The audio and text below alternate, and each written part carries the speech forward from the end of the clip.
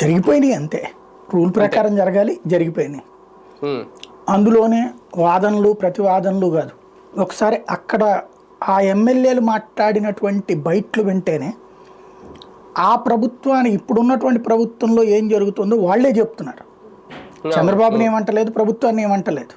Um, at the same time ఇదిగో మేమేమి చేయలేకపోతున్నాం, ఏమి ఇయ్యలేకపోతున్నాం, సమాధానం చెప్పలేకపోతున్నాం అని ఎక్కడో చెప్పట్లేదు కదా, అదే అసెంబ్లీలో చెప్తున్నారు కదా. అసెంబ్లీలో చెప్తున్నారు. అవును. దెన్ పాలన సక్రమంగా ఉన్నట్ట లేనట్ట అది. ఉమ్, అది వైసీపీ అంటే విపక్షం మాట్లాడింది అంటారు. ఉమ్, స్వపక్షం వాళ్ళు మాట్లాడితే ఏమనాలి?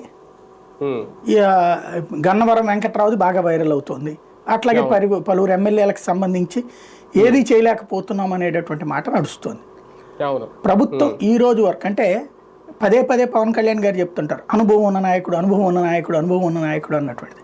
ఉమ్, అనుభవం ఉన్నటువంటి నాయకుడు తన పేరుతో ఒక నిలకడైనటువంటి ఒక పనిని ఏమి చేపట్టారు, లైక్ ఆరోగ్యశ్రీ, ఫీజు రియంబర్స్మెంటు, లేకపోతే నవరత్నాలు లాంటిది, ఏది అమ్మ ఒడి లాంటిదో, 108 104 ఇట్లాంటిది ఏం చేపట్టారు అనేటటువంటిది ఇప్పటి వరకు సమాధానం ఉండదు.